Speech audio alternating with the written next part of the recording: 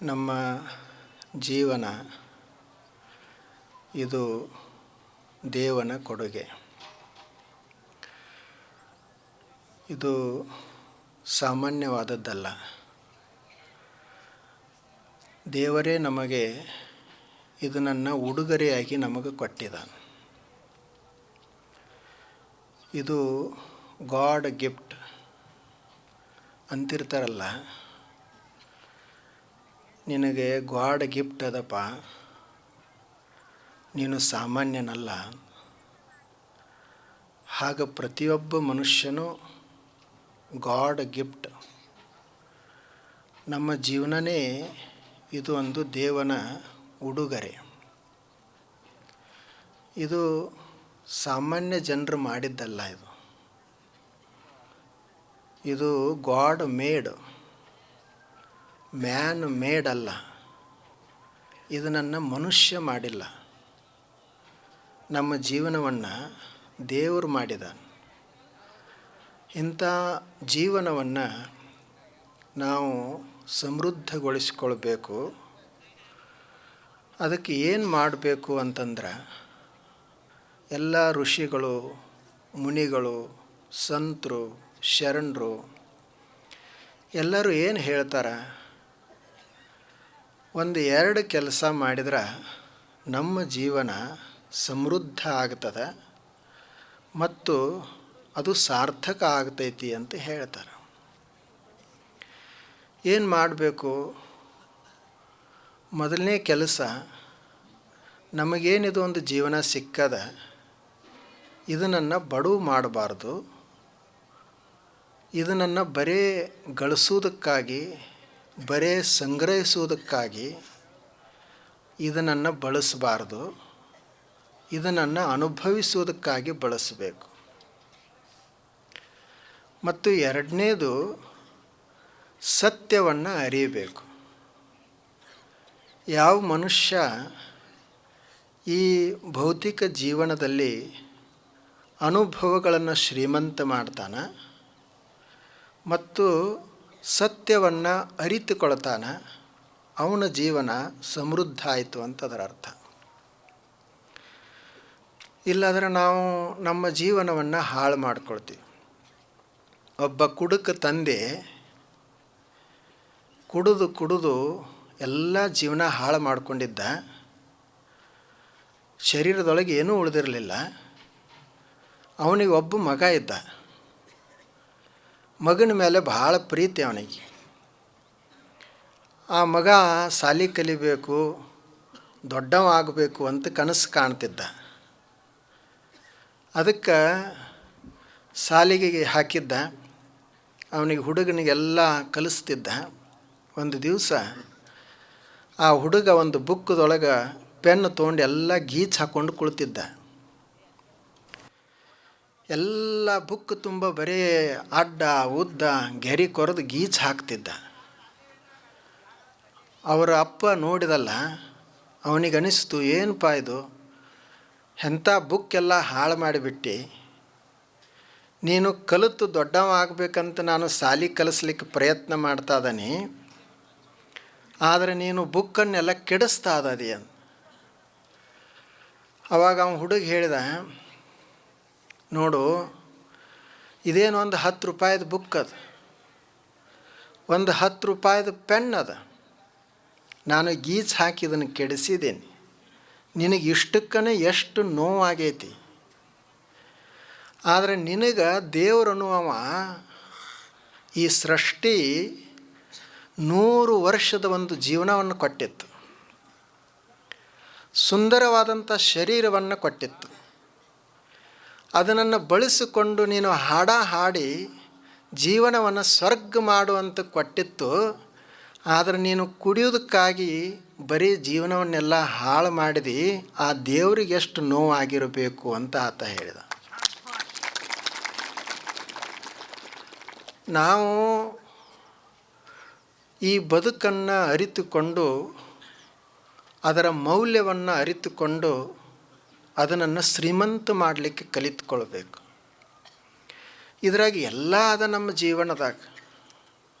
ಇದು ಇಲ್ಲ ಅದು ಐತ್ಲ ಅಂತ ಹೇಳಿ ಹೀಗೆ ಕೊರತೆಯನ್ನು ನೋಡುವುದಲ್ಲ.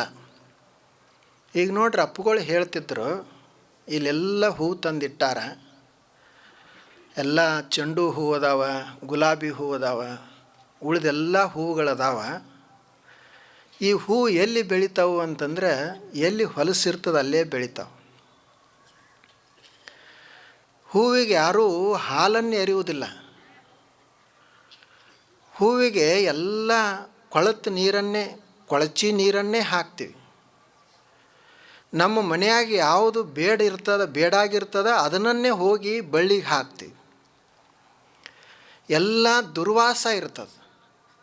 ಆದರೆ ಹೂ ಏನು ಮಾಡ್ತೈತಿ ಅಂದರೆ ಅದರದ್ದು ದೊಡ್ಡ ಗುಣ, ಅದು ದುರ್ಗಂಧವನ್ನೆಲ್ಲ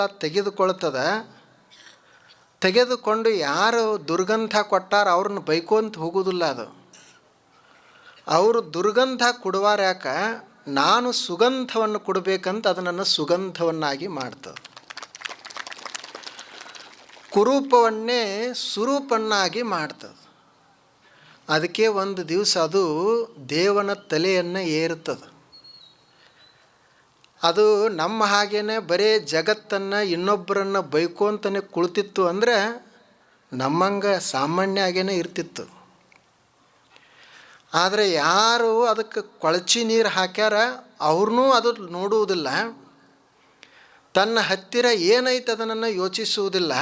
ಅದಕ್ಕೆ ಒಂದೇ ಏನು ಅಂತಂದರೆ, ನಾನು ಒಂದು ಹೂವನ್ನು ಕೊಡಬೇಕು, ನನ್ನಿಂದ ಎಷ್ಟು ಸಾಧ್ಯ ಆಗ್ತದೆ ಅಷ್ಟು ಜಗತ್ತನ್ನು ಸುಗಂಧಿತಗೊಳಿಸಬೇಕು ಅಂತದು ಪ್ರಯತ್ನ ಮಾಡ್ತದೆ. ಹಾಗೆ ದೇವರಿಗೆ ಯಾವಾಗ ಸಂತೋಷ ಆಗ್ತದಂದ್ರೆ, ನಾವು ನಮ್ಮ ಬದುಕನ್ನು ಒಂದಿಷ್ಟು ಸುಗಂಧಿತಗೊಳಿಸಿದಾಗ, ಇದನ್ನು ಶ್ರೀಮಂತಗೊಳಿಸಿದಾಗ ದೇವರಿಗೆ ಸಂತೋಷ ಆಗೋದು. ಸಮಸ್ಯೆಗಳಂತೂ ಎಲ್ಲ ಕಡೆ ಇದ್ದೇ ಇರ್ತಾವೆ. ನಾವು ಇಲ್ಲಿ ಭಾರತ ದೇಶದಲ್ಲಿರುವವರು ಏನಂತೀವಿ, ಭಾರತ ದೇಶದಾಗ ಸಮಸ್ಯೆಗಳು ಭಾಳ ಅದಾವಂತೀವಿ. ಅಮೇರಿಕಕ್ಕೆ ಹೋದ್ರೂ ಸಮಸ್ಯೆಗಳಿರುವುದೇ. ಅಮೇರಿಕಾದಾಗೂ ಇದೇ ಭೂಮಿ, ಅಮೇರಿಕಾದಲ್ಲಿನೂ ಇದೇ ಜನ. ಅಮೇರಿಕಾದಾಗ ಉದಿಸುವಂಥ ಸೂರ್ಯ ಏನು ಬೇರೆ ಇರುವುದಿಲ್ಲ, ಅಮೇರಿಕಾದಾಗಿರುವಂಥ ಚಂದ್ರ ಏನು ಬೇರೆ ಇಲ್ಲ, ಇದೇ ಎಲ್ಲ. ಆದರೆ ಬದುಕಬೇಕನ್ನುವಂಥವ ಅಮೇರಿಕಾ ಇರಲಿ ಭಾರತ ಇರಲಿ, ಆತ ಸುಂದರವಾಗಿ ಬದುಕ್ತಾನೆ. ಇನ್ನು ಆತನ ಮನಸ್ಸಿನಲ್ಲೇ ಸರಿ ಇರಲಿಲ್ಲ ಅಂದರೆ ಅವನು ಎಲ್ಲಿ ಓದಿಟ್ರು ಅವನು ಬದುಕುವುದಿಲ್ಲ. ಒಬ್ಬ ಹೆಣ್ಮಗಳು ಗಂಡನ ಮನೆಗೆ ಬಂದಿದ್ದಳು. ಮನೆಯಾಗ ಅತ್ತಿ ಕೆಲಸ ಹೇಳುವವಳು, ಮಾವನು ಕೆಲಸ ಹೇಳುವವ. ಆಕೆಗೆ ಕೆಲಸ ಮಾಡಿ ಮಾಡಿ ಬೇಜಾರಾಯಿತು. ಗಂಡನಿಗೆ ಹೇಳಿದಳು, ಇಲ್ಲೇನು ಬರೀ ಕೆಲಸ ಮಾಡೋದೇ ಆಯಿತು, ನಾನು ತವ್ರ ಮನೆಗೆ ಹೋಗ್ತೀನಿ ಅಂತ ತವ್ರ ಮನೆಗೆ ಹೋದಳು. ಒಂದು ವಾರ ಆಗಿತ್ತು. ಗಂಡ ಹೆಂಡತಿ ಕಡೆ ನೋಡಲಿಕ್ಕೆ ಹೋದ. ಅಲ್ಲಿ ತವ್ರ ಮನ್ಯಾನವರು ಎಷ್ಟು ದಿವಸ ಇಟ್ಟುಕೊಳ್ತಾರೆ ಖಾಲಿ. ಮೊದಲನೇ ದಿವಸ ಬಂದಿದ್ದಳು, ಭಾಳ ದಿವಸಿಗೆ ಬಂದಾಳ ಅಂಥೇಳಿ ಅವತ್ತೆಲ್ಲ ಏನೂ ಯಾರೂ ಹೇಳಲಿಲ್ಲ. ಮರುದಿವ್ಸ ತಾಯಿ ಹೇಳಿದಳು, ಇವತ್ತು ಹೆಂಗೂ ಬಂದದಿ, ನೀನೇ ಒಂದು ಸ್ವಲ್ಪ ಅಡುಗೆ ಮಾಡು ಅಂತ ಅಡುಗೆ ಮಾಡಕ್ಕೆ ಹಚ್ಚಿದಳು. ಆನಂತರ ಅಣ್ಣೊಂದಿಷ್ಟು ಹೇಳಕತ್ತ, ತಮ್ಮೊಂದಿಷ್ಟು ಹೇಳ್ತಿದ್ದ. ತವ್ರ ಮನೆಯಲ್ಲಿನೂ ಸಹಿತ ಕೆಲಸ ಮಾಡ್ತಿದ್ದಳು. ಗಂಡ ನೋಡಕ್ಕೆ ಬಂದ. ಈಕೆಗೆ ಗಂಡನ ಮಾತನಾಡಿಸ್ಲಿಕ್ಕಿನ ಸಮಯ ಇರಲಿಲ್ಲ, ಅಷ್ಟು ಕೆಲಸದಾಗ ತೊಡಗಿದ್ದಳು. ಅವಾಗ ಗಂಡಂದ, ನೀನು ಅಲ್ಲಿ ಗಂಡನ ಮನ್ಯಾಗ ನಮ್ಮ ಮನ್ಯಾಗ ಕೆಲಸ ಭಾಳ ಅದ ಅಂತ ಹೇಳಿ ಇಲ್ಲಿ ಬಂದು ಇಲ್ಲರೇ ಎಲ್ಲಿ ನಿನಗೆ ಸೌಡೈತಿ ಅಂದು. ಎಷ್ಟು ಕೆಲಸ ಮಾಡ್ತಾ ಅದೇ ಅಂತ. ಅವಾಗ ಆಕೆ ಹೇಳಿದಳು, ಏನು ಮಾಡೋದು, ತಾಯಿಗಾಗಿ ಮಾಡಬೇಕಲ್ಲ. ನಮ್ಮ ತಾಯಿ ಆಕೆ, ನಮ್ಮ ತಮ್ಮನಿಗಾಗಿ ಮಾಡಲೇಬೇಕಲ್ಲ. ನನ್ನ ಅಣ್ಣನಿಗಾಗಿ ಮಾಡ್ತಾ ಇದ್ದಾನೆ, ಅದಕ್ಕೆ ಮಾಡಲೇಬೇಕಾಗ್ತೈತಿ, ಇವರೆಲ್ಲ ನಮ್ಮವ್ರದಾರು ಅಂತ ಹೇಳಿದಳು. ಅವಾಗ ಆತ ಹೇಳಿದ, ನೋಡು, ಅದೇನು ನಮ್ಮ ಮನೆ ಅದಲ್ಲ, ಅದು ನಿಂದ ಮನೆ ಅಂತ ತಿಳ್ಕೊ. ಮತ್ತು ನೀ ಯಾರಿಗಾರೆ ಬೇರೆ ಅವರಿಗೆ ಮಾಡ್ತೀನಿ ಅಂತ ತಲೆಯಾಗ ಹಾಕ್ಕೊಂಡಿ ಅಂತಂದ್ರೆ ತ್ರಾಸಾಗ್ತದೆ. ನಮ್ಮವರಿಗಾಗಿ ಮಾಡ್ತೀನಿ, ನನಗಾಗಿ ಮಾಡ್ತೀನಿ ಅಂತ ಮಾಡು, ಏನೂ ತ್ರಾಸೇ ಆಗೋದಿಲ್ಲ, ಕೆಲಸ ಆಗೋದಿಲ್ಲ, ಅದು ನಮಗೆ ಶ್ರಮವನ್ನು ಕೊಡುವುದಿಲ್ಲ. ಇಲ್ಲಾಂದ್ರೆ ನಿನಗೆ ಭಾಳ ತ್ರಾಸ ಆಗ್ತದೆ. ಹಾಗೆ ಈ ಜಗತ್ತಿನಾಗ ನಾವು ಯಾರಿಗರೇ ಮಾಡಾಕತ್ತೀವಿ ಅಂತ ಇಟ್ಕೊಳ್ಬಾರ್ದು. ನಮಗಾಗಿ ನಾವು ಮಾಡ್ತಾ ಇದ್ದೇವೆ, ನಮ್ಮ ಸಂತೋಷಕ್ಕಾಗಿ ನಾವು ಮಾಡುವುದು. ಆವಾಗ ನಮ್ಮ ಜೀವನ ಸಮೃದ್ಧ ಆಗ್ತದೆ. ಅದಕ್ಕೆ ಮೊದಲು ಏನು ಮಾಡಬೇಕು ಅಂತಂದರೆ, ಇದನ್ನು ಬಳಸಲಿಕ್ಕೆ ಜೀವನವನ್ನು ಕಲಿಬೇಕು. ಅದಕ್ಕೆ ಇದೊಂದು ಸತ್ಸಂಗ ಇವತ್ತು ನಾವೆಲ್ಲರೂ ಪ್ರಾರಂಭ ಮಾಡೇವಿ. ಇದು ಬಹಳ ವಿಶೇಷವಾದದ್ದು.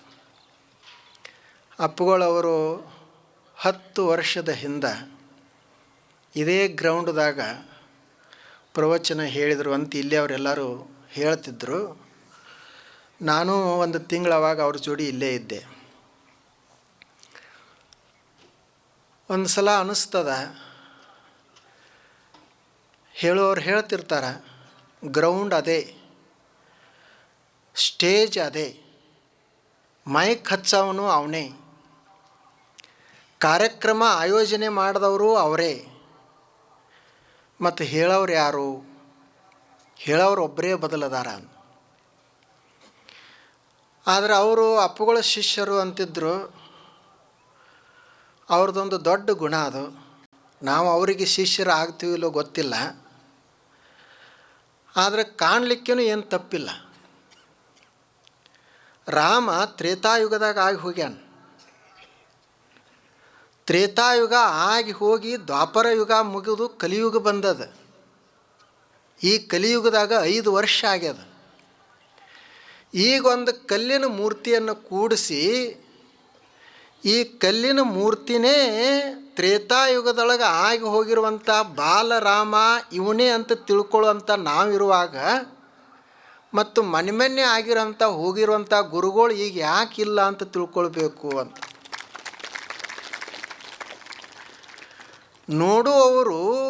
ಅವರು ನೋಡ್ತಾರೆ.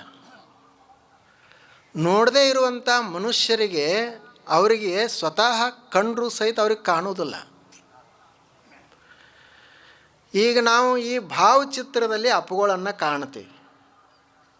ಭಾವಚಿತ್ರ ಏನದ? ಅದು ಕಾಗದದ ಕಟ್ಟಿಗೆ ಅದ. ಆ ಭಾವಚಿತ್ರ ಕಟ್ಟಿಗೆ ಕಾಗದನೇ ನಮಗೆ ಗುರುಗಳಾಗಿ ಕಾಣ್ತದೆ. ಅದರೊಳಗೆ ಏನಿಲ್ಲ, ಆದರೂ ಸಹಿತ ಅವರೇ ಅದಾರಂತ ಭಾವಿಸ್ತೀವಿ. ಇನ್ನು ಕಟ್ಟಿಗ್ಯಾಗ ಕಾಗದದಾಗ ಅಪ್ಪುಗಳು ಕಾಣ್ತಾರಂದ್ರೆ ಜೀವಂತ ಇರೋವರಲ್ಲಿ ಯಾಕೆ ಕಾಣಬಾರ್ದು? ಮನುಷ್ಯನಿಗೆ ಅದೊಂದು ಕಾಣ್ತದೆ. ನಮಗೆ ಹೇಳ್ತಾ ಇದ್ರು ಅವರು, ನಿನ್ನೆ ಪ್ರಸಾದ ಮಾಡೋರು ಸಹಿತ ಮೊದಲು ಯಾರು ನಮ್ಮ ಸ್ವಾಮಿಗಳಿಗೆ ಪ್ರಸಾದ ಮಾಡ್ತಿದ್ರಂತ ಅವರೇ ನಮಗೆ ಪ್ರಸಾದ ಮಾಡಾಕತ್ಯಾರಂತ. ಮುಂದೆ ನಾವು ಗಾಡಿಯಾಗ ಕುಳಿತು ಬಂದೀವಿ. ಗಾಡಿ ಏನರಪ್ಪ ಡ್ರೈವರ್ ಯಾರು ಅಂತ ಕೇಳಿದ್ರೆ, ಅಪ್ಪುಗಳಿಗೆ ಯಾರು ಗಾಡಿ ತಂದಿದ್ದ ಅವನೇ ಡ್ರೈವರ್ ಅದಾನಂತ. ಗಾಡಿನೂ ಅವ್ರದ್ದೇ ಅದ ಅಂತ, ಆದರೆ ಈ ಗಾಡಿ ಬೇರೆ ಅದಂತ. ಅವಾಗಿನ ಗಾಡಿನೇ ಅವ್ರದ್ದೇ ಗಾಡಿ, ಈಗೊಂದು ಗಾಡಿ ಇದನ್ನು ತಂದಾರ. ನೋಡ್ರಿ ಅವ್ರಿಗೆ ಎಷ್ಟು ಸಂತೋಷ. ನಾವು ಅವಾಗ ಮಾಡಿದ್ದೀವಿ, ಈಗ ಮಾಡೋಣ. ಈಗಿನವ್ರು ಇವರು ನಾ ಅಂತೂ ಅವ್ರಂಗೆ ಆಗೋದಿಲ್ಲ. ಆದ್ರೆ ಹಂಗೆ ಯಾಕೆ ತಿಳ್ಕೊಂಡು ಮಾಡಬಾರ್ದು ಅಂತ ಇವ್ರದ್ದು ಎಲ್ಲರದು. ಇದು ನೋಡ್ರಿ ವಿಶೇಷತೆ. ಆದ್ದರಿಂದ ಈ ಸತ್ಸಂಗ ಒಂದು ಭಾಳ ವಿಶೇಷವಾದದ್ದು. ಒಂದು ಕೆಲಸ, ಈ ಜೀವನವನ್ನು ನಾವು ಇಟ್ಟುಕೊಂಡು ಇದನ್ನು ತಿಳ್ಕೊಂಡು ಇದನ್ನು ಸಮೃದ್ಧಗೊಳಿಸ್ಕೊಳ್ಬೇಕು. ಇದನ್ನು ಸಂತೋಷದಿಂದ ತುಂಬಬೇಕು. ಇವತ್ತೆಲ್ಲರೂ ಒಂದು ಕೆಲಸ ಮಾಡೋದು. ನೀವೆಲ್ಲರೂ ಇಂಡಿಯವರು ನಿಮ್ಮ ಮನೆ ಮುಂದೆ ಯಾರೇ ಗಾಡಿ ನಿಲ್ಲಿಸಬಾರ್ದಂತ ಹೇಳಿ ನೋ ಪಾರ್ಕಿಂಗ್ ಅಂತ ಬರೆದಿರ್ತೀರಿ. ಸಾರ್ವಜನಿಕ ಸ್ಥಳದೊಳಗೆಲ್ಲ ನೋ ಸ್ಮೋಕಿಂಗ್ ಅಂತ ಬರೆದಿರ್ತಾರೆ. ಅಲ್ಲಿ ಧೂಮ್ರಪಾನ ಮಾಡಬಾರ್ದು. ಈಗ ಮನುಷ್ಯನಿಗೆ ಇವು ಅಷ್ಟೇ ಮಾಡಿದ್ರೆ ಸಾಲೋದಿಲ್ಲ. ಮನುಷ್ಯನಿಗೆ ಚಿಂತೆ, ಸ್ಟ್ರೆಸ್ ಭಾಳ ಹೆಚ್ಚಾಗ್ತದೆ. ಅದಕ್ಕೆ ಮನೆಯೊಳಗೆ ಒಂದು ಬೋರ್ಡ್ ಹಾಕಬೇಕು. ಏನು ಅಂದರೆ ನೋ ಸ್ಟ್ರೆಸ್. ಮನೆ ಹೊರಗಡೆ ಬಾಗಿಲು ಮುಂದೆ ನೋ ಪಾರ್ಕಿಂಗ್ ಹಾಕೋದು, ಸಾರ್ವಜನಿಕ ಸ್ಥಳಗಳಲ್ಲಿ ನೋ ಸ್ಮೋಕಿಂಗ ಇರಬೇಕು, ಅಲ್ಲಿ ಸ್ಮೋಕಿಂಗ್ ಮಾಡಬಾರ್ದು. ಇನ್ನೊಬ್ಬರ ಮನೆ ಮುಂದೆ ಗಾಡಿ ಹಚ್ಚೋದು ಬೇಡ. ಮತ್ತು ನಮ್ಮ ತಲೆ ಒಳಗೆ ಟ್ರೆಸ್ಸನ್ನು ತುಂಬುವುದು ಬೇಡ, ಒತ್ತಡವನ್ನು ಹಾಕೋದು ಬೇಡ. ನೋ ಟ್ರೆಸ್, ನೋ ವರಿ ಅಂತ ಬರೆದು ಇಟ್ಕೊಳ್ಬೇಕು. ಪ್ರತಿ ಕ್ಷಣವೂ ನಾವು ಚಿಂತೆ ಮಾಡ್ತಾ ಇರ್ತೀವಿ. ಪ್ರತಿ ಸಲನೂ ನಾವು ನಿರಾಶೆಯನ್ನು ಹೊಂದುತ್ತಾ ಇರ್ತೀವಿ. ಅದು ಇರಬಾರ್ದು. ನಾವು ಉತ್ಸಾಹಿಗಳಾಗಿರಬೇಕು. ನಮ್ಮ ಜೀವನನೇ ಹಾಗೆ ಸಂತೋಷಕ್ಕಾಗಿ ಅದ ಅಂತ ಇಟ್ಕೊಳ್ಬೇಕು. ಅದು ನನ್ನ ಸತ್ಸಂಗ ನಮಗೆ ಕಲಿಸಿಕೊಡ್ತದೆ. ನೋಡ್ರಿ, ಅಪ್ಪಗಳು ಹೆಂಗೆ ಬದುಕಿದ್ರೆ, ಅವ್ರು ಏನೂ ಇರಲಿಲ್ಲ. ಅವ್ರ ಹತ್ತಿರ ಬ್ಯಾಂಕ್ದಾಗ ಖಾತಾ ಇರಲಿಲ್ಲ, ಅಕೌಂಟ್ ಇರಲಿಲ್ಲ, ಅವ್ರ ಹೆಸರಲ್ಲೇ 1 ಇಂಚ್ ಜಮೀನು ಇರಲಿಲ್ಲ, ಅವ್ರದ್ದೇ ಆದಂಥದ್ದೊಂದು ಗಾಡಿ ಇರಲಿಲ್ಲ. ಆದರೆ ಅವರು ಬಡವರಾಗಿದ್ದರೇನು, ಅವರು ಭಾರಿ ಶ್ರೀಮಂತ ಜೀವನ ಸಾಗಿಸಿದರು. ಅವರಿಗೆ ಏನೂ ಕೊರತೆಯೇ ಆಗಲಿಲ್ಲ. ಯಾವ ಶ್ರೀಮಂತರಿಗೂ ಅಂಥ ವ್ಯವಸ್ಥೆ ಮಾಡೋಕ್ಕಾಗೋದಿಲ್ಲ. ನಾವೆಲ್ಲ ಸೇವಾ ಮಾಡ್ತಿದ್ದೀವಲ್ಲ, ಎಲ್ಲರೇ ನಮ್ಮನ್ನು ಸೇವಾದಿಂದ ತೆಗೆದಾರಂತ ಹಗಲ ರಾತ್ರಿ ಕಷ್ಟಪಟ್ಟು ಮಾಡಬೇಕಾಗ್ತಿತ್ತು. ಅವ್ರು ಯಾರಿಗೂ ಮಾಡಂತಿದ್ದಿಲ್ಲ. ಆದರೂ ಸಹಿತ ಎಷ್ಟು ಅವರಿಗೆ ಪ್ರಕೃತಿ ಎಲ್ಲ ಸಹಾಯಕ ಆಗ್ತಿತ್ತು. ಯಾಕೆ ಅಂತಂದರೆ ಅವರು ಸತ್ಯವನ್ನು ಅರಿತಿದ್ರು, ಅನುಭವಿಸಿದ್ರು. ಮೊದಲನೇ ಕೆಲಸ ಇದು. ನಮ್ಮ ಜೀವನವನ್ನು ನಾವು ತಿಳ್ಕೊಳ್ಳೋದು, ಆನಂತರ ಸತ್ಯವನ್ನು ಅರಿತುಕೊಳ್ಬೇಕು. ಅರವಿಂದ ಘೋಷರು ಅಪ್ಪುಗಳೇ ಹೇಳಿದ್ದದು. ಅರವಿಂದ ಮಹರ್ಷಿಗಳು ಜೀವನದ ಉದ್ದೇಶ ಏನು ಅಂತ ಕೇಳಿದ್ರಂತ ಅವರಿಗೆ. ಅವ್ರು ಹೇಳ್ತಾರೆ, what is the purpose of life? ಜೀವನದ ಉದ್ದೇಶ ಏನು ಏನು ಹಣ ಗಳಿಸುವುದು ಜೀವನದ ಉದ್ದೇಶ ಏನು? 100 ಎಕರೆ ಭೂಮಿ ಸೀಮೆಗಳನ್ನು ಮಾಡುವುದು ಜೀವನದ ಉದ್ದೇಶ ಏನು? ಅಥವಾ ಏನಾದರೂ ಅಧಿಕಾರವನ್ನು ಪಡೆಯುವುದು ಜೀವನದ ಉದ್ದೇಶ ಏನು ಅಂತ ಕೇಳಿದಾಗ ಅವರು ಜೀವನದ ಉದ್ದೇಶವನ್ನು ಹೇಳ್ತಾರಂತ.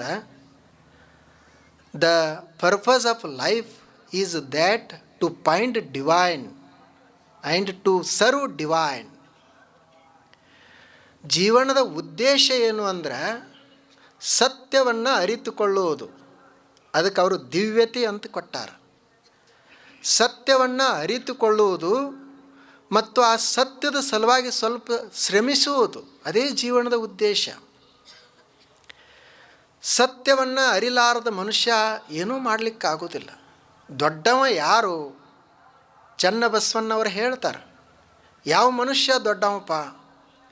ಅಧಿಕಾರದಲ್ಲಿರುವವ ದೊಡ್ಡವನು, ಹಣ ಗಳಿಸಿದವನು ದೊಡ್ಡವನು, ಅಥವಾ ವಯಸ್ಸಾದವ ದೊಡ್ಡವ ಅಂತ ಕೇಳಿದ್ರೆ ಅವರು ಹೇಳ್ತಾರೆ, ಅಕ್ಕ ಮಹಾದೇವಿ ಅವರ ಕುರಿತು ಹೇಳ್ತಾರೆ, ಅಜಕಲ್ಪ ಕೋಟಿ ವರುಷದವರೆಲ್ಲ ಹಿರಿಯರೇ, ಹುತ್ತೇರಿ ಬೆತ್ತ ಬೆಳೆದು ತಪಸ್ವಿಗಳೆಲ್ಲ ಹಿರಿಯರೇ, ನಡು ಮುರಿದು ಗುಡುಗೂರಿ ನೆರೆ ತೆರೆ ಹೆಚ್ಚಿ ಮತಿಗೆಟ್ಟು ಒಂದ ನಾಡ ಹೋಗಿ 9 ನಾಡುವ ಅಜ್ಞಾನಿಗಳೆಲ್ಲ ಹಿರಿಯರೇ, ಅಣುವನರಿದು ಘನವ ಬೆರೆಸಿ ಹಿರಿದು ಕಿರಿದೆಂಬ ಭೇದವ ಮರೆದು ಕೂಡಲ ಚನ್ನ ಸಂಗಯ್ಯನಲ್ಲಿ ಬೆರೆಸಿ ಬೇರಿಲ್ಲದಿಪ್ಪ ಹಿರಿತನ ನಮ್ಮ ಮಹಾದೇವಿ ಅಕ್ಕಂಗಾಯಿತು ಅಂತ.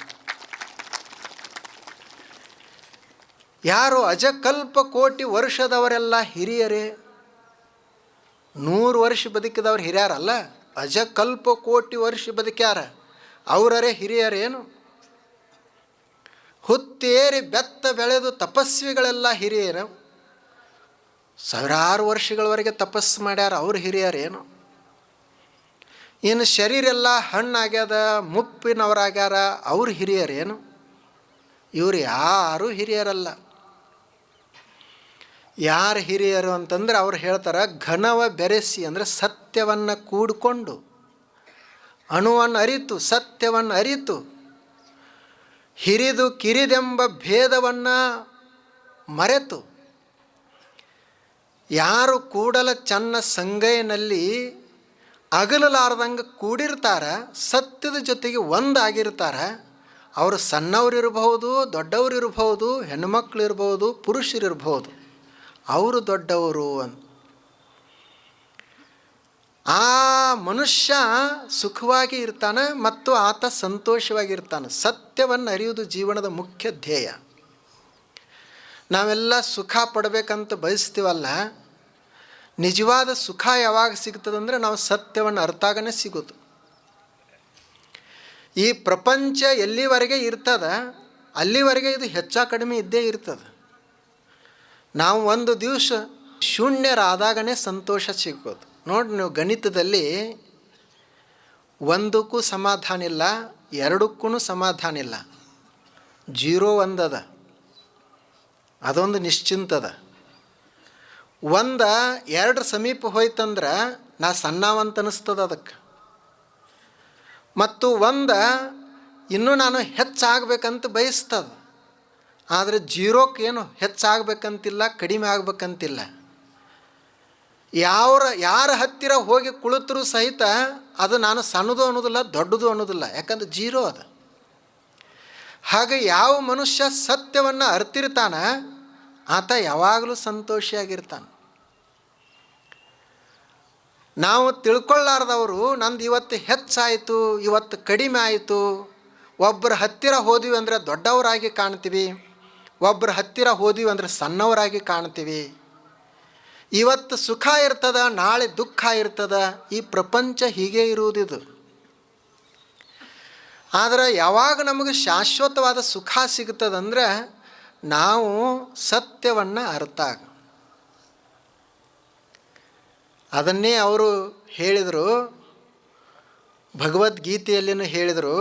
ಇದೇನಿದು ಅಧ್ಯಾತ್ಮ ವಿದ್ಯೆ ಅದಲ್ಲ, ಇದು ಭಾಳ ಪವಿತ್ರವಾದ ವಿದ್ಯೆ. ಇದು ರಾಜವಿದ್ಯಾ ರಾಜಗುಹ್ಯಂ ಪವಿತ್ರಮಿದಮುತ್ತಮಂ ಪ್ರತ್ಯಕ್ಷಾವಗಮಂ ಧರ್ಮ್ಯಂ ಸುಸುಖಂ ಕರ್ತುಮವ್ಯಯಂ. ರಾಜವಿದ್ಯಾ, the king of all science. ಈ ಅಧ್ಯಾತ್ಮ ವಿದ್ಯೆ ಇದು ಎಲ್ಲ ವಿದ್ಯೆಗಳ ರಾಜ. ಇದು ರಾಜವಿದ್ಯೆ, ರಾಜವಿದ್ಯಾ, ರಾಜಗುಹ್ಯಂ. ಮತ್ತು ಇದು ಅತ್ಯಂತ ಗುಪ್ತವಾದದ್ದು. ಗುಹ್ಯಂ ಅಂದರೆ ಗುಪ್ತವಾದದ್ದು. ಆನಂತರ ಪವಿತ್ರಂ ಇದಮುತ್ತಮಂ, ಇದು ಬಹಳ ಪವಿತ್ರವಾದದ್ದು, ಇದು ಅತ್ಯಂತ ಉತ್ತಮವಾದದ್ದು. ಮತ್ತೇನದ? ಪ್ರತ್ಯಕ್ಷಾವಗಮಂ, ಇದು ಪ್ರತ್ಯಕ್ಷ ಅದ. ಇದನ್ನು ಸಾಧಿಸಿದಂಥ ಮನುಷ್ಯ ನಿಶ್ಚಿತವಾಗಲೂ ಸುಖವನ್ನು ಪಡಿತಾನೆ. ಆತ ನಿಶ್ಚಿತವಾಗಲೂ ಶಾಂತಿಯನ್ನು ಅನುಭವಿಸ್ತಾನೆ. ಮತ್ತೇನದ? ಧರ್ಮ್ಯಂ, ಇದೇ ಧರ್ಮ ಅಂತ ತಿಳ್ಕೊ, ಇದು ನನ್ನ ಪಡೆಯುವುದೇ ಧರ್ಮ ಅಂತ ತಿಳ್ಕೊ. ಸುಸುಖಂ ಕರ್ತುಮವ್ಯಯಂ, ಇದು ಅತ್ಯಂತ ಸರಳವಾದದ್ದು ಮತ್ತು ಇದನ್ನು ನೀವು ಮಾಡಲೇಬೇಕಾಗಿರುವಂಥದ್ದು ಅಂತ. ರಾಜವಿದ್ಯಾ ರಾಜಗುಹ್ಯಂ ಪವಿತ್ರಮಿದಮವ್ಯಯಂ. ನೋಡ್ರಿ, ಅವ್ರು ಎಷ್ಟು ಚಂದ ಹೇಳ್ತಾರೆ. ಮನುಷ್ಯನಿಗೆ ಯಾವಾಗ ನಿಜವಾಗಲೂ ಸಮಾಧಾನ ಸಿಗ್ತದಂದ್ರೆ ಈ ಸತ್ಯವನ್ನು ಅರಿತುಕೊಂಡಾಗ. ಅದಕ್ಕೆ ಅವರು ಹೊರದೇಶದ ತತ್ವಜ್ಞಾನಿ, ಆ ತತ್ವ ಚಿಂತನೆ ಮಾಡುವಂಥ ಒಬ್ಬ ಹೆಣ್ಮಗಳು, ರೂಸ್ವೆಲ್ಟ್ ಅಂತ ಅಮೇರಿಕಾದ ಅಧ್ಯಕ್ಷರಿದ್ದರು. ಅವನ ಹೆಂಡತಿ ರೂಸ್ವೆಲ್ಟ್ ಅಂತ ಆಕೆಗಿನ್ನೂ ಕರಿತಿದ್ರು. ಅವರು ಹೇಳ್ತಾರೆ, ಯಾರ ಮನಸ್ಸು ಯಾವುದನ್ನು ಚಿಂತನೆ ಮಾಡ್ತೈತಿ ಅಂತ. ಈಗೇನು ನಾವು ತಂಡ್ಯಾಗಿ ಹಿಂತಲ್ಲಿ ಬಂದೀವಲ್ಲ, ಆಕೆ ನೋಡ್ರಿ ಅವಾಗ ಹೇಳ್ತಾಳೆ ಏನು ಅಂತ, great minds discuss about ideas, average minds discuss about event, small minds discuss about people. ದೊಡ್ಡ ಮನಸ್ಸಿರ್ತದಲ್ಲ, ಶ್ರೇಷ್ಠ ಮನಸ್ಸಂತ ಯಾರ್ದಿರ್ತದಲ್ಲ, ಅವರು ಏನನ್ನು ಯೋಚನೆ ಮಾಡ್ತಾರೋ ಅಂದ್ರೆ ಒಳ್ಳೆಯ ಆಲೋಚನೆಯನ್ನು ಮಾಡ್ತಾರೆ, ಐಡಿಯಾಗಳನ್ನು ಹುಡುಕಾಡ್ತಾರೆ. ಮತ್ತು ಫಿಲಾಸಫಿ ತತ್ವಜ್ಞಾನದಲ್ಲಿ ಅವರಿಗೆ ಆಸಕ್ತಿ ಇರ್ತದೆ. Great minds discuss about ideas. ಇನ್ನು ಸಾಮಾನ್ಯ ಮನಸ್ಸುಗಳದಾವಲ್ಲ, ಎವರೇಜ್ ಮೈಂಡ್, ಬಹುತೇಕ ಮನಸ್ಸುಗಳದಾವಲ್ಲ, ಅವರೆಲ್ಲರೂ ಎದ್ರ ಬಗ್ಗೆ ಚಿಂತನೆ ಮಾಡ್ತಾರೋ ಅಂದರೆ ಬರೀ ಇವೆಂಟ್ಸ್ ಬಗ್ಗೆ ಚಿಂತನೆ ಮಾಡ್ತಾರೆ. ಇವತ್ತು ಪೇಪರ್ದಾಗ ಸುದ್ದಿ ಏನು ಬಂತು, ಅವ್ರೇನು ಕಾರ್ಯಕ್ರಮ ಮಾಡಿದ್ರು, ಅದು ಹೆಂಗಾಯಿತು, ಇದು ಹೆಂಗಾಯ್ತು ಅಂತ ಇದನ್ನು ಚಿಂತನೆ ಮಾಡ್ತಾರೆ. ಇನ್ನು ಸ್ಮಾಲ್ ಮೈಂಡ್ಸ್ ಅದಾವಲ್ಲ, ಅವ್ರು ಏನು ಮಾಡ್ತಾರೋ ಅಂತಂದ್ರೆ ಇನ್ನೊಬ್ಬರ ಬಗ್ಗೆನೇ ಚಿಂತನೆ ಮಾಡ್ತಾರೆ. ನೋಡವ ಹೆಂಗಂದ, ಎಂಥ ಬಟ್ಟೆ ಹಾಕೊಂಡ ನೋಡು, ಹೆಂಗೆ ಹೊಂಟಾನ ನೋಡು. These are all small minds.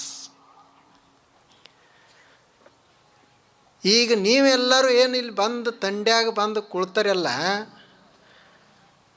ನೀವೆಲ್ಲರೂ ಗ್ರೇಟ್ ಮೈಂಡನ್ನು ಹೊಂದಿದ್ರಂಥವ್ರು. ನಾವು ಸ್ವಲ್ಪ ಆಧ್ಯಾತ್ಮಿಕ ಚಿಂತನೆ ಮಾಡಬೇಕು ಅಂತ ಸೇರಿದವರು. ಇದು ಒಂದು ಸತ್ಯವನ್ನು ನಾವು ತಿಳ್ಕೊಳ್ಳಿಕ್ಕೆ ಪ್ರಯತ್ನ ಮಾಡಬೇಕು. ಸತ್ಯವನ್ನು ಅರಿತಾಗಲೇ ನಮಗೆ ಸಂತೋಷ ಅಂತ ಇದು ಪಕ್ಕಾ ಇಟ್ಟುಕೊಳ್ಬೇಕು. ಎರಡನೇದು, ನಮ್ಮ ಜೀವನ ಏನದ ಇದು ನನ್ನ ಸಮೃದ್ಧಗೊಳಿಸಬೇಕು. ಏನೇನು ನಮಗೆ ಅನುಕೂಲತೆಗಳು ಸಿಗ್ತಾವ ಇದನ್ನು ಬಳಸಿಕೊಂಡು ಸುಂದರಗೊಳಿಸೋದು. ನಾವಿಲ್ಲಿ ದುಡಿತಾ ಇರುವುದು, ಕಷ್ಟಪಡುವುದು, ಅವಾಗಿ ಜೀವನ ಸಮೃದ್ಧ ಆಗೋದು. ನಾವೆಲ್ಲ ಏನು ತಿಳ್ಕೊಂಡಿವಿ ಅಂದರೆ, ಈಗ ಒಬ್ಬ ಮನುಷ್ಯ ಜೀವನದಾಗ ಭಾಳ ಚಿಂತೆಗೈತಿ, ಏನರೇ ತ್ರಾಸಾಯಿತು ಅಂತಂದರೆ ಕುಡಿಲಾಕ ಶುರು ಮಾಡ್ತಾನೆ, ಕುಡಿತಾನೆ. ಎದಕ್ಕೆ ಕುಡಿತೀಪ ಅಂತ ಕೇಳಿದ್ರೆ, ನನಗೆ ಸಮಾಧಾನ ಇಲ್ಲ, ಚಿಂತೆ ಅದ, ಅದನ್ನು ಕಳ್ಕೊಳ್ಳಿಕ್ಕೆ ಕುಡಿಯಾಕತ್ತೀನಿ ಅಂತಾನೆ. ಆದರೆ ಅವನಿಗೆ ಗೊತ್ತಿಲ್ಲ, ಕುಡಿಯುವುದರಿಂದ ಚಿಂತೆ ಹೋಗುವುದಿಲ್ಲ, ಕುಡಿಯುವುದರಿಂದ ಸಮಾಧಾನ ದೊರೆಯುವುದಿಲ್ಲ, ದುಡಿಯುವುದರಿಂದ ಸಮಾಧಾನ ಸಿಗ್ತೈತಿ ಅನ್ನೋದನ್ನು ಕಲಿಬೇಕು. ದುಡಿಯುವುದರಿಂದ ಕಣ್ತುಂಬ ನಿದ್ರೆ ಬರ್ತದೆ, ದುಡಿಯುವುದರಿಂದ ಮನುಷ್ಯ ನಿಶ್ಚಿಂತನ ಆಗ್ತಾನೆ, ಕುಡಿಯುವುದರಿಂದಲ್ಲ. ಹಾಗೆ ಈ ಜೀವನದಲ್ಲಿ ಇರೋ ತನಕ ಶ್ರಮ ಮಾಡೋದು, ಏನೇ ಬರಲಿ ಅದನ್ನೆಲ್ಲ ಎದುರಿಸಿ ನಾವು ಒಂದು ಸಮೃದ್ಧ ಜೀವನವನ್ನು ಕಟ್ಟಿಕೊಳ್ಳೋದು, ಅದ್ರ ಜೋಡಿ ಸತ್ಯವನ್ನು ಅರಿತುಕೊಳ್ಳೋದು, ಯಾವುದಕ್ಕೂ ಹೆದರಬಾರ್ದು. ಮತ್ತು ನಮ್ಮ ಎಲ್ಲ ಆಸೆಗಳು ಬರೀ ಇನ್ನೊಬ್ಬರೇ ಈಡೇರಿಸ್ತಾರಂತಲ್ಲ, ನಾವು ಮಾಡ್ಕೋಬೇಕಾಗ್ತದೆ. ಒಬ್ಬ ಗೊಂಬೆ ವ್ಯಾಪಾರ ಮಾಡುವವಿದ್ದ, ಅವ 10-12 ಗೊಂಬೆ ತಯಾರು ಮಾಡಿ ವ್ಯಾಪಾರಕ್ಕೆ ತಂದು ಇಟ್ಕೊಂಡಿದ್ದ. ಯಾರೂ ಅವನು ಗೊಂಬೆನ ತೋಳಲಿಲ್ಲ. ಅವಾಗ ಅವಂದ, ಏನಪ್ಪ ಇದು ಗೊಂಬೆನ ಯಾರೂ ತೋಳ್ತಾ ಇಲ್ಲ ಅಂತಂದ. ಮುಂದೆ ಮರುದಿವಸ ಒಂದು ಹೊಸ ಯೋಜನೆ ತೆಗೆದ. ಬಂದವರಿಗೆಲ್ಲ ಏನು ಹೇಳವಂದ್ರೆ, ಈ ಗೊಂಬೆ ಇದು ಸಾಮಾನ್ಯ ಇಲ್ಲ, ಇದನ್ನು ನೀವು ಮನೆಯಾಗ ಹೋಗಿ ಇಟ್ಟು ಪೂಜೆ ಮಾಡಿದ್ರಿ ಅಂದರೆ ನಿಮ್ಮ ಆಸೆಗಳನ್ನೆಲ್ಲ ಈಡೇರಿಸ್ತೈತಿ ಅಂತಂದ. ಇವರು ಇಷ್ಟು ಹೇಳೋದ ತಡ ಗೊಂಬೆ ಎಲ್ಲರೂ ತೊಗೊಂಡು ಹೋದರು. ಈ ಗೊಂಬೆ ಇವು ಸಾಮಾನ್ಯ ಇಲ್ಲ, ನೀವು ಪೂಜೆ ಮಾಡಿ ಪ್ರಾರ್ಥನೆ ಮಾಡಿ ನೀವು ಏನು ಆಸೆ ಮಾಡ್ತೀರಿ ಎಲ್ಲ ಆಸೆಗಳನ್ನು ಈಡೇರಿಸ್ತದ ಅಂತಂದ. ಎಲ್ಲ ಗೊಂಬೆ ಹೋದರು, ಎಲ್ಲ ವ್ಯಾಪಾರ ಆಯಿತು. ಅವನು ಬದಿಗೇನೆ ಕಾಯಿಪಲ್ಯ ವ್ಯಾಪಾರ ಮಾಡವಿದ್ದಲ್ಲ, ಅವ ಈ ಗೊಂಬೆ ಅವನಿಗೆ ಕೇಳ್ದ, ಅಲ್ಪ ಏನು ಹುಷಾರ್ತನ ಮಾಡಿದಿ, ಎಲ್ಲ ಗೊಂಬೆ ವ್ಯಾಪಾರ ಮಾಡ್ಕೊಂಡು ಹೊಂಟೆಲ್ಲ, ಜನರಿಗೆ ಹೇಳ್ತಿ ಎಲ್ಲ ಆಸೆ ನಿಮ್ಮ ಆಸೆಗಳನ್ನು ಗೊಂಬೆ ಈಡೇರಿಸ್ತದ ಅಂತ ಹೇಳಿ ಅವ್ರಿಗೆ ವ್ಯಾಪಾರ ಮಾಡಿ ಕಳಿಸಿದಿ. ಮತ್ತು ಅಂಥ ಗೊಂಬೆ ಇತ್ತಂದ್ರೆ ನೀನೇ ಯಾಕೆ ನಿನ್ನ ಮನ್ಯಾಗ ನಿಂದು ಎಲ್ಲ ಆಸೆಗಳನ್ನು ಕೇಳಬಾರದು ಅಂತ ಕೇಳಿದ. ನೀನೇ ಪೂಜೆ ಮಾಡಿ ನೀನೇ ಪ್ರಾರ್ಥನೆ ಮಾಡಿ ನನಗಿದನ್ನು ಕೊಡು ಅಂತ ಕೇಳಿದ್ದಂದ್ರೆ ಎಲ್ಲ ಕೊಟ್ಟೇ ಬಿಡ್ತಿತ್ತಲ್ಲ ಗೊಂಬೆ ಅಂತಂದ. ಅವಂದ, ನೋಡು ನನಗೆ ಗೊತ್ತತಿ, ಜನರು ಅವ್ರು ತಿಳ್ಕೊಂಡವ್ರು ತಿಳ್ಕೊಳ್ಳಿ, ಅವ್ರ ಸಮಾಧಾನಕ್ಕಾಗಿ ತೆಗೆದುಕೊಂಡು ಹೋಗ್ಯಾರ. ಗೊಂಬೆ ನೋಡು, ನಾನು ನಿಜವಾಗಲೂ ಹೇಳ್ತೀನಿ, ಗೊಂಬೆ ನಮ್ಮ ಆಸೆಗಳನ್ನು ಪೂರೈಸುವುದಿಲ್ಲ, ಉಳಿದವರು ಯಾರೂ ನಮ್ಮ ಆಸೆಗಳನ್ನು ಪೂರೈಸುವುದಿಲ್ಲ. ನಿಜವಾಗಲೂ ನಮ್ಮ ಆಸೆಗಳು ಪೂರೈಸಬೇಕಾದ್ರೆ ಶ್ರಮನೇ ನಮ್ಮ ಆಸೆಯನ್ನು ಪೂರೈಸ್ತೈತಿ ಅಂತ. ಬರೇ ಹೇಳಿದ ಮಾತ್ರಕ್ಕೆ ಆಗುವುದಿಲ್ಲ, ಕಷ್ಟಪಟ್ಟು ಬೆವರು ಸುರಿಸ್ಬೇಕಾಗ್ತದೆ. ಸುಮ್ಮನೆ ಏನೋ ಇದು ಗೊಂಬೆ ನಮಗೆ ಸಹಾಯ ಮಾಡ್ಬೋದು ಅಷ್ಟೇ, ಭರವಸೆಯನ್ನು ತುಂಬಬಹುದು ಅಷ್ಟೇ, ಆದರೆ ನಾವೇ ಮಾಡಬೇಕಾಗ್ತೈತಿ ಅಂತ. ನೋಡ್ರಿ ಅದು ಹೇಗಿರಬೇಕು. ಅದಕ್ಕೆ ಇದನ್ನು ಇಟ್ಟುಕೊಂಡು ಒಂದು ಒಳ್ಳೆಯ ದುಡಿಮೆಯನ್ನು ಇಟ್ಟುಕೊಂಡು ಜೀವನವನ್ನು ಸುಂದರಗೊಳಿಸುವುದು, ಆನಂತರ ಸತ್ಯವನ್ನು ಅರಿಯುವುದು, ಇದಕ್ಕೆ ಎಲ್ಲದಕ್ಕೂ ಒಂದು ಏನು ಬೇಕು ಅಂದರೆ ಒಬ್ಬ ಗುರು ಬೇಕು. ಆ ಗುರುವಿನ ಮಾತುಗಳನ್ನು ನಾವು ಕೇಳಬೇಕು. ಈಗ ಒಂದು ನೀವು ಮೊಬೈಲ್ ತಂದ್ರಿ ಅಂದರೆ ಆ ಮೊಬೈಲ್ಗೆ ಒಂದು ಗೈಡ್ ಇರ್ತದೆ ಹೆಂಗೆ ಬಳಸಬೇಕು ಅಂತ. ಆನಂತರ ಒಂದು ಸ್ಥಳಕ್ಕೆ ಹೋದ್ರಿ ಅಂದ್ರೆ ಆ ಸ್ಥಳದಲ್ಲಿ ಏನೇನು ತೋರಿಸ್ಬೇಕು, ಏನೇನು ನೋಡಬೇಕು ಅಂಥೇಳಿ ಒಬ್ಬ ಗೈಡ್ ಇರ್ತಾನೆ, ಅವನು ತೋರಿಸ್ತಾನೆ. ಹಾಗೆ ಈ ಜಗತ್ತಿನೊಳಗೆ ದೇವರು ನಮ್ಮನ್ನು ಕಳಿಸಿದಲ್ಲ, ಈ ಜಗತ್ತಿನಲ್ಲಿ ಹೆಂಗೆ ಬದುಕಬೇಕು ಅಂತ ಅವ ತಿಳಿಸ್ಬೇಕಾಗೈತಲ್ಲ, ಒಬ್ಬರನ್ನ ಗೈಡ್ ಕಳಿಸ್ಬೇಕಲ್ಲ. ಆ ಗೈಡ್ ಯಾರು ಅಂದರೆ ಗುರುಗಳೇ ನಮ್ಮ ಗೈಡು. ಮೊಬೈಲ ಬಳಸಲಿಕ್ಕೆ ಒಂದು ಹೆಂಗೆ ಗೈಡ್ ಇರ್ತದೆ, ಹಾಗೆ ನಾವು ಹೆಂಗೆ ಬದುಕಬೇಕು ಅನ್ನೋದನ್ನು ಕಲಿಸ್ಲಿಕ್ಕೆ ಒಬ್ಬ ಗೈಡ್ ಇರ್ತಾರೆ, ಅವ್ರಿಗೆ ಗುರುಗಳಂತ ಕರೆಯೋದು. ಅವ್ರದ್ದು ಜ್ಞಾನ ಸಾಮಾನ್ಯ ಇರುವುದಿಲ್ಲ. ಅದು ನೋಡ್ರಿ, ಒಂದು ಸಣ್ಣದೊಂದು ಕಿಡಿ, ಬೆಂಕಿಯ ಕಿಡಿ ದೊಡ್ಡ ಅರಣ್ಯವನ್ನು ಸುಡ್ತದೆ.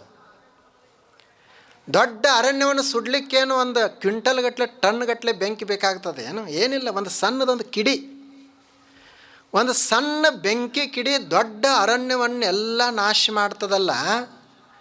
ಹಂಗೆ ಗುರುವಿನ ಒಂದು ಜ್ಞಾನದ ಕಿಡಿ ನಮ್ಮ ಒಳಗಡೆ ಒಂದು ಸಲ ಹೊತ್ಕೊಂಡಿತ್ತು ಅಂದರೆ ನಮ್ಮದು ಎಷ್ಟೇ ವರ್ಷದ ಕಷ್ಟಗಳಿರಲಿ, ದುಃಖ ಇರಲಿ, ಅವುಗಳನ್ನೆಲ್ಲ ನಾಶ ಮಾಡ್ತದೆ, ಎಲ್ಲ ನಾಶ ಮಾಡ್ತದೆ. ನಾವು ಅಂತೀವಲ್ಲ, ನಮ್ಮವರಿಂದೇ ನಾವು ಹಾಳಾಗ್ತೀವಪ್ಪ ಅಂತೀವಿ. ಕಿತ್ತೂರು ಚೆನ್ನಮ್ಮನಿಗೆ ಯಾರು ಮೋಸ ಮಾಡಿದ್ರು? ಅವ್ರ ಜೋಡಿ ಇರೋವರೇ ಮೋಸ ಮಾಡಿದರು. ಸಂಗೊಳ್ಳಿ ರಾಯಣ್ಣ ಯಾರು ಮೋಸ ಮಾಡಿದರು? ಅವರು ಜೋಡಿ ಇರೋವರೇ ಮೋಸ ಮಾಡಿದರು. ಬೇರೆಯವರು, ಹೊರಗಿನವ್ರು ನಮ್ಮ ವೈರಿಗಳಲ್ಲ, ನಮ್ಮವರೇ ನಮಗೆ ವೈರಿ ಅಂತೀವಲ್ಲ. ಹೆಂಗೆ ನಮ್ಮ ಜೋಡಿ ಇದ್ದವರೇ ನಮಗೆ ವೈರಿ ಇರ್ತಾರಲ್ಲ, ನಿಜವಾಗಲೂ ನನಗೆ ವೈರಿ ಯಾರು ಅಂದರೆ ನಾನೇ. ಹೆಂಗೆ ನಮ್ಮ ಸಮೀಪ ಇದ್ದವರೇ ನನಗೆ ತೊಂದರೆ ಕೊಡ್ತಾರೆ, ನಮ್ಮ ಸಮೀಪ ಇದ್ದವರೇ ನಮ್ಮನ್ನು ನಾಶ ಮಾಡ್ತಾರೆ.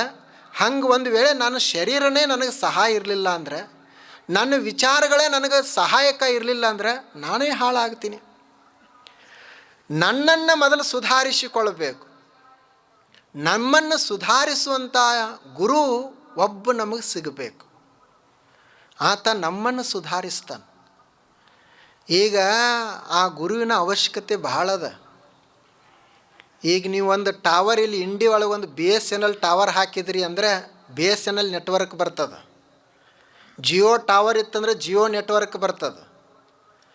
ಟವರ್ ಇರಲಿಲ್ಲ ಅಂದ್ರೆ ಬರೋದಿಲ್ಲ ನೆಟ್ವರ್ಕ್. ಹಾಗೆ ಒಬ್ಬ ಗುರು ಒಂದು ಊರಾಗಿದ್ದ ಅಂದ್ರೆ ಅಲ್ಲಿ ಅಧ್ಯಾತ್ಮ ಶುರುವಾಗ್ತದೆ. ಅವ ಜಿಯೋ ಟವರ್ ಅಲ್ಲ, BSNL ಅಲ್ಲ, ಸ್ಪಿರಿಚುವಲ್ ಟವರ್ ಆತ ಗುರು. ಆತ ಒಬ್ಬ ಕುಳಿತ ಅಂತಂದ್ರೆ ಸ್ಪಿರಿಚುವಾಲಿಟಿ ತಾನೇ ಶುರು ಆಗ್ತದೆ. ಅದೊಂದು ದೊಡ್ಡ ಟವರ್ ಹಾಕಿಸಿಬಿಡೋದು ಗುರು.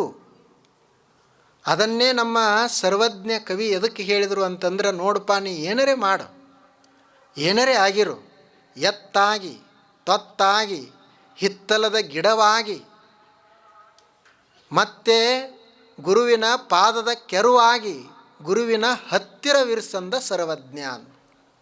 ಏನರೇ ಮಾಡು, ಗುರುವೇ ನೀನು ನಮ್ಮನ್ನು ನಿಮ್ಮ ಹತ್ತಿರ ಇಟ್ಕೊಳ್ರಿ.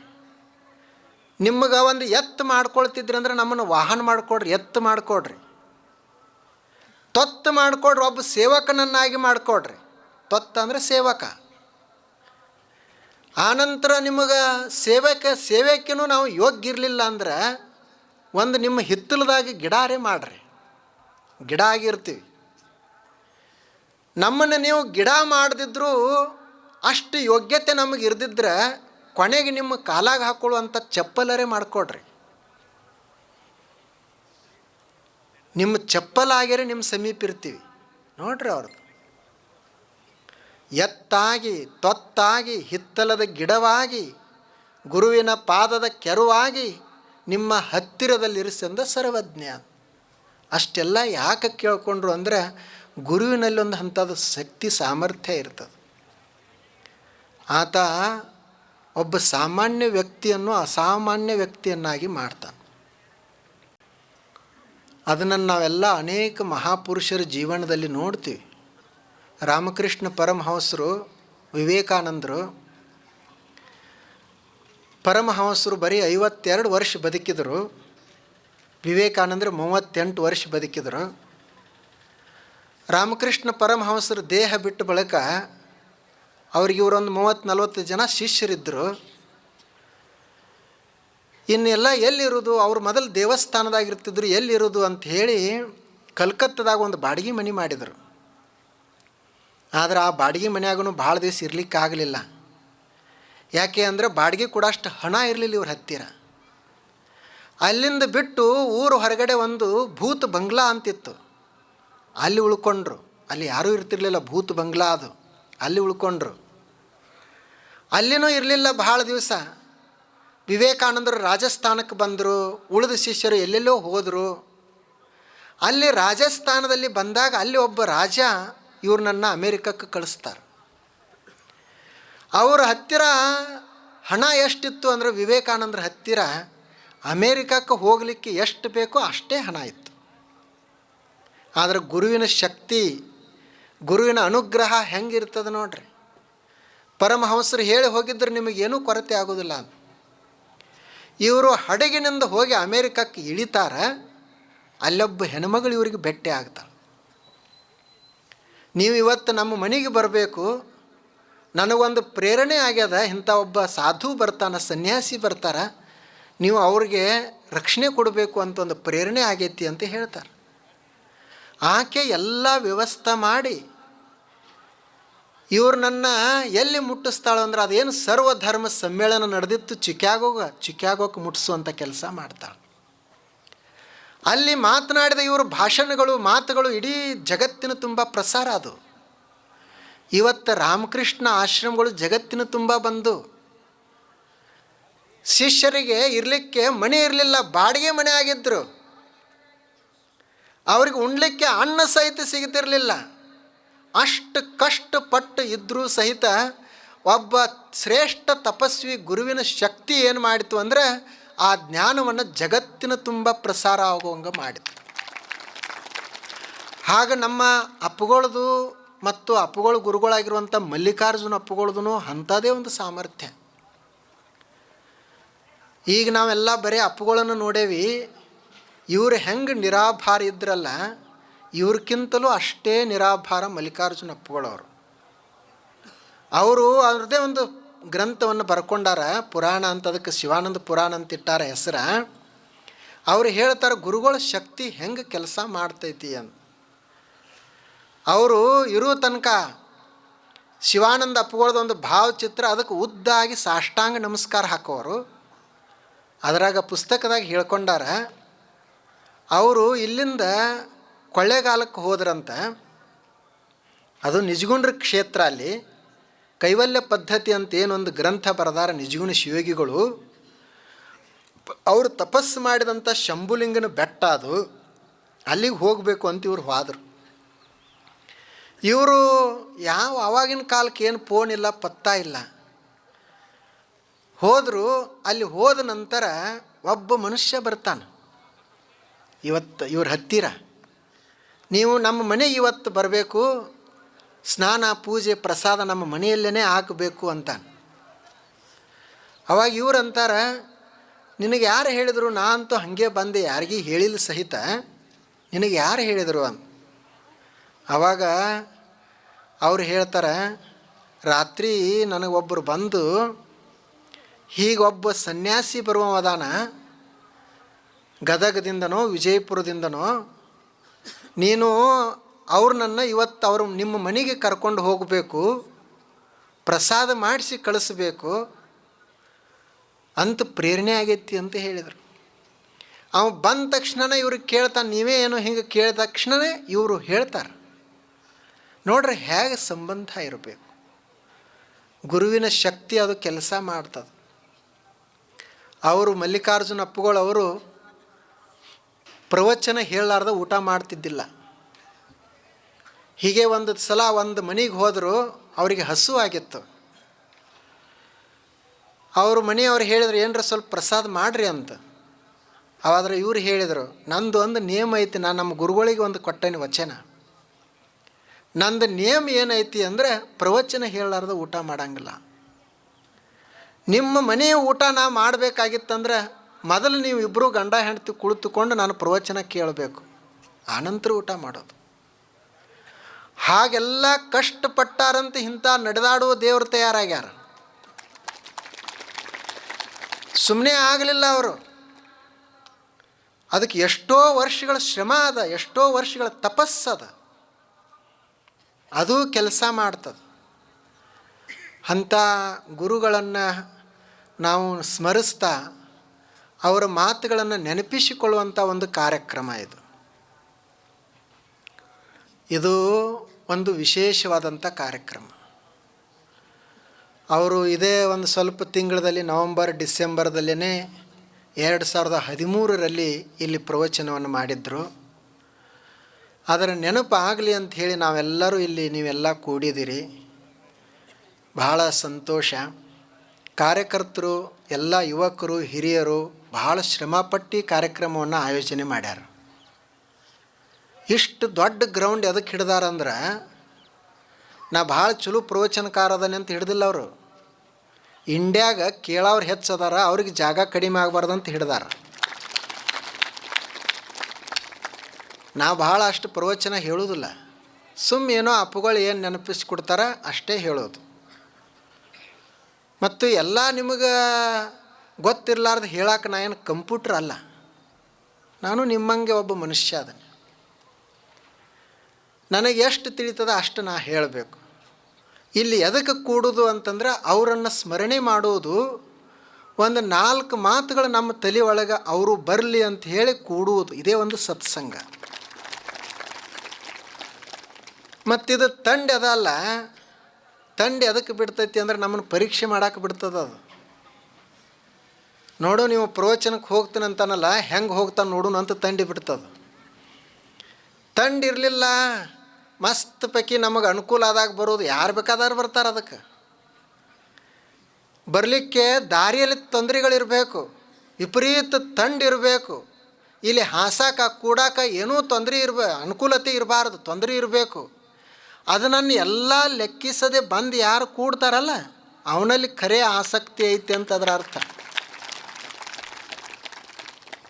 ಎಲ್ಲ ಅನುಕೂಲತೆ ಇದ್ದಾಗೆಲ್ಲ ಮಾಡ್ತಾರೆ. ಅದಕ್ಕೆ ನೀವೆಲ್ಲ ನೋಡ್ರಿ, ಇಷ್ಟು ಜನ ಬಂದರೆ ಭಾಳ ಸಂತೋಷ. ನೀವು ಒಂದು 18 ದಿವಸ ಬರ್ರಿ. ನಾ 18 ದಿವಸ ಆಶ್ರಮ ಬಿಟ್ಟೇನೆ, ಹೋಗೋದಿಲ್ಲ ಆಶ್ರಮಕ್ಕೆ, ಇಲ್ಲೇ ನಿಮ್ಮ ಊರಾಗಿರ್ತೀನಿ. 18 ದಿವಸ ನಾ ಮನೆಗೆ ಅಂದರೆ ಆಶ್ರಮಕ್ಕೆ ಹೋಗೋದಿಲ್ಲ. ನಿಮಗೆ ಅದು ಆಗೋದಿಲ್ಲ 18 ದಿವಸ ನಮ್ಮ ಜೋಡಿ ಇರೋದು. ನೀವು 18 ತಾಸು ಬರ್ರಿ, 18 ತಾಸು, ದಿವಸ 1 ತಾಸು. ಮತ್ತು ಏನ್ರಿ ಇದೇನಿದು ಹೊಸಾದದ, ಇದ್ರಾಗ ನಾವು ಅಪ್ಪುಗಳಿಂದ ಕೇಳಿದ್ವಿ, ಹಾಗೆ ಯಾರ್ದಾರ ಎಲ್ಲರದು ಕೇಳ್ಕೊತ ಇರ್ತೀವಿ, ನಮ್ಮ ಇಂಡಿಯಲ್ಲಿ ಇದೇನು ಕಡಿಮೆ ಇಲ್ಲ, ಇದ್ರಾಗೇನು ಹೊಸಾದೈತಿ ಅಂತ ನಾಲ್ಕು ಹೋಗಬೇಡ್ರಿ. ಇದು ಅಧ್ಯಾತ್ಮ. ಮತ್ತು ಇದು ನಿಮಗೆ ಹಳಿದಾಗ್ತಿತ್ತಂದ್ರೆ ನಿಮ್ಮ ಪ್ರಪಂಚದಾಗ ಯಾವುದು ಹೊಸದೈತಿ? ಏನು ನಿಮ್ಮ ಹೆಂಡತಿ ಹೊಸದಳು, ಮಕ್ಕಳು ಹೊಸಬರು, ಮನೆ ಹೊಸದು, ಯಾವುದು ಹೊಸದು? ಅದೇ ಹಳೆ ಮನೆ ನಿಮ್ಮ ಅಜ್ಜ ಕಟ್ಟಿದ್ದು. ಯಾಕಪ್ಪ ಇಷ್ಟು ದಿವಸ ಇರಬೇಕು ಈ ಮನೆ, ಹಳೆ ಮನೆಯಾಗ ಅಂಥೇಳಿ ಒಂದು ದಿವಸರೇ ಅನಿಸೈತಿ ಏನು? ಅದೇ ಹೆಂಡತಿ, ಅದೇ ಗಂಡ, ಅವೇ ಮಕ್ಕಳು. ಪ್ರಪಂಚ ಆದ್ರೆ ಒಂದು ದಿವಸ ಸಹಿತ ಇದು ಹಳಿದಂತ ಅನಿಸಿಲ್ಲ, ಮತ್ತು ಬರೀ ಅಧ್ಯಾತ್ಮನ ಹಳಿದಂತ ಅನಿಸ್ತದೆ ಏನು? ಅದಕ್ಕಾಗಿ ಇದು ಪ್ರತಿ ದಿವಸ ಹೊಸದಂತ ಇಟ್ಕೊಳ್ಬೇಕು. ಇದು ಅಧ್ಯಾತ್ಮ, ಇದು ನಿತ್ಯ ನೂತನ, ಇದು ಯಾವಾಗಲೂ ಹೊಸದಾಗಿರುವಂಥದ್ದು. ಇಂಥ ಒಂದು ಕಾರ್ಯಕ್ರಮವನ್ನು ನೀವೆಲ್ಲ ಮಾಡಿದಿರಿ. ಅವರು ಕಾರ್ಯಕರ್ತರು ಕಳೆದ ಒಂದು ತಿಂಗಳ ಹಿಂದಿನಿಂದನೇ ಪ್ರಯತ್ನಪಟ್ಟು ಪರಿಶ್ರಮವನ್ನು ವಹಿಸಿ ಮಾಡ್ತಾ ಇದ್ದಾರೆ. ಇದು ಏನದಲ್ಲ, ಅಪ್ಪುಗಳಿಗೆ ಸಲ್ಲಿಸಬೇಕಾಗಿರುವಂಥ ನಿಜವಾದ ಗುರುವಂದನೆ ಅಂತ ನಾವು ತಿಳ್ಕೊ.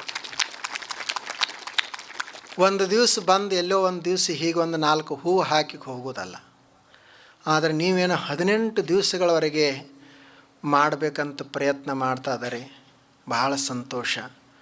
ತಾವೆಲ್ಲರೂ ಬರಬೇಕು. ನಾವು ಹಾಗೆ ದಿವಸ ಒಂದು ವಿಷಯ, ಇಲ್ಲಿ ಯಾವ ವಿಷಯ ಅಂತಿಲ್ಲ, ಯಾವ ಧರ್ಮ ಅದು ಇದು ಯಾವುದ್ರ ಗೊಡವೆಗೆ ಹೋಗೋದಿಲ್ಲ. ನಾವು ನಮ್ಮ ಜೀವನವನ್ನು ಸಮೃದ್ಧಗೊಳಿಸಲಿಕ್ಕೆ ಏನೇನು ಬೇಕು ಅನ್ನೋದನ್ನು ಆಲೋಚನೆ ಮಾಡೋದು, ಮತ್ತು ನಾವು ಹೇಗೆ ಸತ್ಯವನ್ನು ತಿಳ್ಕೊಳ್ಳಿಕ್ಕೆ, ಸತ್ಯದ ಸ್ವರೂಪ ಏನೈತಿ ಅದನ್ನು ತಿಳ್ಕೊಳ್ಳಿಕ್ಕೆ ನಾವೆಲ್ಲ ಪ್ರಯತ್ನ ಮಾಡಬೇಕು.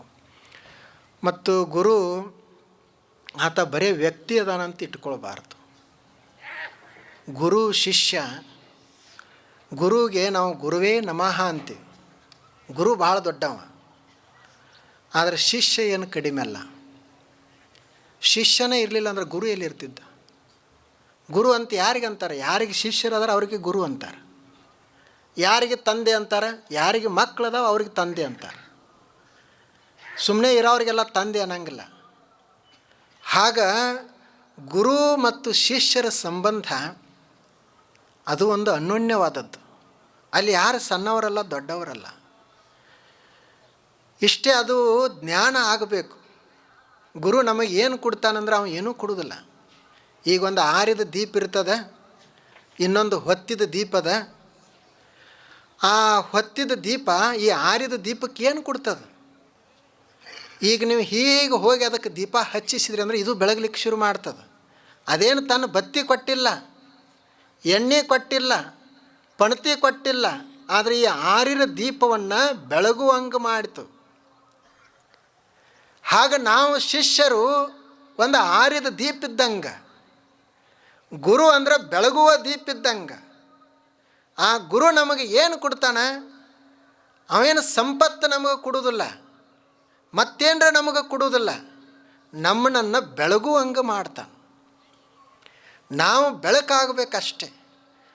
ಯಾವಾಗ ಆತ ಬೆಳಕಾಗ್ತಾನೆ, ಶಿಷ್ಯ ಅನ್ನೋದು ಸಾಯ್ತದೆ, ಶಿಷ್ಯತ್ವ ಸಾಯ್ತದೆ. ಗುರು ಆದಾಗ ಅಲ್ಲಿ ಬರೇ ಅರಿವು ಅಷ್ಟೇ ಇರ್ತದೆ, ಶಿಷ್ಯ ಉಳಿಯುವುದನೇ ಇಲ್ಲ. ಅಂಥ ಜ್ಞಾನದ ಒಂದು ಸಾಧನ. ಅದನ್ನು ನಾವೆಲ್ಲ ಸ್ವಲ್ಪ ಸ್ವಲ್ಪ ಸಾವಕಾಶವಾಗಿ ಮಾಡೋಣ. ಇವತ್ತು ಒಂದು 5 ನಿಮಿಷ ತಡ ಆಗ್ಯದ, ನಾಳೆ ತಡ ಆಗೋದಿಲ್ಲ. ಪ್ರಾರಂಭಕ್ಕೇನೋ ಕರೆಂಟ್ ಹೋಗಿನೂ ಸ್ವಲ್ಪ ತಡ ಆಯಿತು. ಅದಕ್ಕಾಗಿ ತಾವೆಲ್ಲರೂ 6:15 ಬನ್ನಿ, 7:15 ಮುಗೀತದೆ. ಆ ಬಳಿಕ ತಾವು ಎಲ್ಲ ಮುಗಿದ ಬಳಿಕ ಸ್ವಲ್ಪ ಪ್ರಸಾದವನ್ನು ತೆಗೆದುಕೊಂಡು ಹೋಗಬೇಕು. ಇದು ನೋಡ್ರಿ, ವಾತಾವರಣ ಎಷ್ಟು ಚಲೋ ಅದು. ಇಲ್ಲಿ ಬರೀ ಕುಳಿತರೆ ಸಂತೋಷ ಆಗ್ತದೆ, ಹೇಳಬೇಕಾದದ್ದು ಏನೂ ಇಲ್ಲ. ಕುಳಿತುಕೊಂಡು ನಾವೆಲ್ಲ ಆನಂದವನ್ನು ಪಡೋಣ. ಇವತ್ತು ಅನೇಕ ಜನ ಪೂಜ್ಯರು ಬಂದಿದ್ದಾರೆ. ಒಬ್ಬರು ನಮ್ಮ ಶರಣಾನಂದರು, ಪ್ರಜ್ಞಾನಂದರು ಇವತ್ತು ವಿಜಯಪುರದಿಂದ ಬಂದಿದ್ದಾರೆ. ಅವರು ಎಲ್ಲ ಅಪ್ಪುಗಳದು ಸೇವಾ ಮಾಡಿದಂಥವ್ರು. ಬಹಳ ಸಣ್ಣ ವಯಸ್ಸಿನಲ್ಲೇ ಎಲ್ಲ ತೊರೆದು ಸನ್ಯಾಸಿ ಆದಂಥವ್ರು. ಅಂಥವರು ನಮ್ಮ ಶರಣಾನಂದರು 1-2 ಮಾತು ಹೇಳ್ತಾರೆ. ನಾವೆಲ್ಲ ಕೇಳಿ ಇವತ್ತಿನ ಕಾರ್ಯಕ್ರಮವನ್ನು ಮುಗಿಸೋಣ. ನಮಸ್ಕಾರ.